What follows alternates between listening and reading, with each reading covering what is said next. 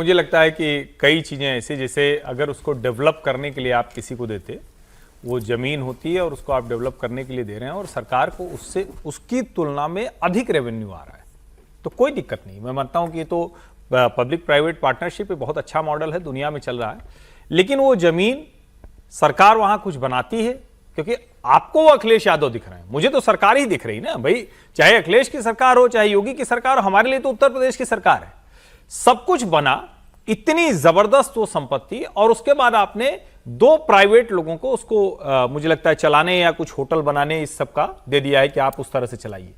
तो ये काम सरकार भी कर सकती थी और उससे ज्यादा रेवेन्यू लेकर आती। शायद 20 साल के लिए कुछ 800 करोड़ में दे दिया है, मुझे जहां तक ठीक याद है 813 करोड़ के आसपास का कुछ था जो है। अब सवाल यही है कि उससे अधिक पैसे लगाकर इतनी बड़ी संपत्ति, और ये किसी भी राज्य सरकार के लिए समझ में नहीं, अगर पहले की सरकार ने बनाया है तो वो सरकार का ही तो पैसा लगा है ना, सरकार की ही चीज है। और अगर आपने उसको प्राइवेट को दे दिया तो क्या उससे वो खत्म हो जाएगा कि वो कब बना था कब नहीं बना था। और यहीं पर हर पुण्यतिथि पर वो माल्यार्पण के लिए झगड़ा भी होता है, हर साल झगड़ा। यही अखिलेश यादव कूद कूद कर जाते हैं, वो भी मुझे समझ में नहीं आता क्यों नहीं जाने दिया जाता भाई। देखिए बात खर्चा तो मुझे नहीं पता उसमें कितना लगा, और आप बता रहे हैं 800 कुछ करोड़ रुपए उसको 20 साल के लिए दिया गया, वो तो कॉस्ट बेनिफिट क्या है वो अलग, वो विषय अलग है। अगर नुकसान में जितने का बनाया उससे कम में 20 साल के लिए दिया तब तो बिल्कुल देखिए अब इसमें कितना बन गया है। लेकिन 2000 सीट का कन्वेंशन हॉल था, ऑडिटोरियम था, स्पोर्ट्स कॉम्प्लेक्स था, 107 कमरे बनने थे, वीआईपी सूट बनना था, बैंक्वेट हॉल, सेमिनार, अब ये सब कुछ अगर होना था। अब मैं एक्चुअली इस पे आना चाह रहा था आपसे, ये जो आपने सब उसके अंदर सुविधाएं बताई हैं, ये सरकार ने बनाया, इसका उपयोग क्या होता?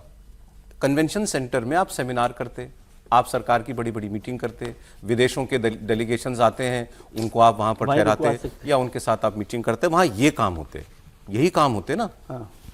स्विमिंग पूल में कौन वहां जाता? तो मेरा कहने का मतलब ये है कि इससे बेहतर क्या ये नहीं है कि वो प्राइवेट प्लेयर, मान लीजिए उसको कोई होटल बना के चलाएगा, उससे ज्यादा आमदनी नहीं है इसकी। अरे नहीं सर, आपको भारत मंडपम का नहीं भारत मंडपम दिल्ली में है, और भारत और वैसी कोई चीज दिल्ली में थी नहीं। लखनऊ में आपके पास एक इंदिरा गांधी प्रतिष्ठान है, और होटल में अगर कहें तो एक अभी नया खुल गया है। उसके अलावा कोई ढंग का होटल नहीं कि आप जहां एक साथ बड़ा कन्वेंशन कर सकें। लखनऊ में आईपीएल के मैचेज होते हैं तो टीम रुकाने के लिए 2 होटल में रुकाना पड़ता है, एक होटल में पूरी व्यवस्था ही नहीं है। मैं तो लखनऊ की हालत बता रहा हूं ना। आप अगर खोजने जाएं कि अच्छा चलो 1000 लोगों का या 500 लोगों का हमको कहीं करना है, तो आप खोजने में परेशान हो जाएंगे। ये तो बड़ा अच्छा होता ना, एक शानदार इस तरह का बनता।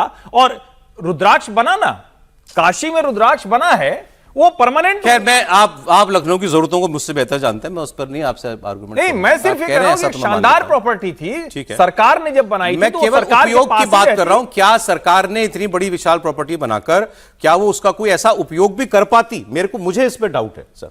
नहीं देखिए, सरकार ने बनाया था तो उपयोग को ध्यान में रख के बनाया होगा।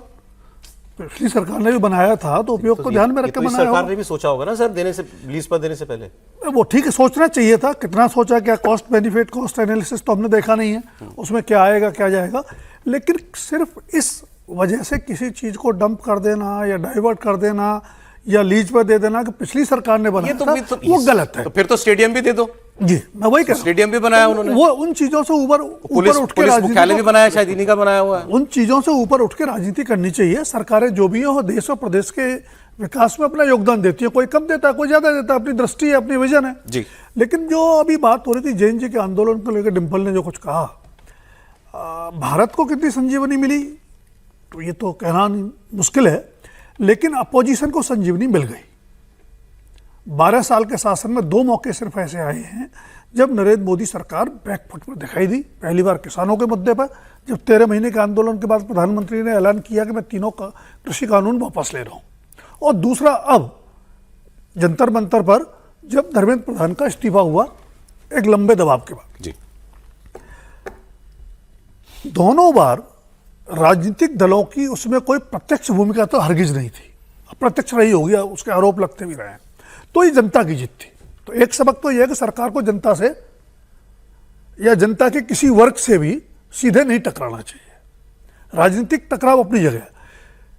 और जहां तक एकजुट होने की बात है तो 2024 का लोकसभा चुनाव ये बताता है कि अर्थमेटिक बहुत क्लियर है। अगर आप एंटी बीजेपी वोट को डिवाइड होने से रोक देते हैं तो कोई बहुत रॉकेट साइंस नहीं बीजेपी को हराना। ठीक बात। लेकिन क्या वो संभव है? आपने इंडिया गठबंधन बनाया और 1 साल पूरा होने से पहले, लोकसभा चुनाव से पहले, आपके कम से कम 2 बड़े साथी, नीतीश कुमार चले गए बिहार में, यूपी में जयंत चौधरी चले गए। इसके अलावा बीजेपी ने क्या किया? जो चंद्रबाबू नायडू 19 में छोड़ गए थे आपको, उनको ले आए और तब ले आए जब दोनों के बीच तलखी बहुत ज्यादा हो चुकी थी अतीत में। तो पॉलिटिकल मैनेजमेंट बीजेपी का आपसे बेहतर है।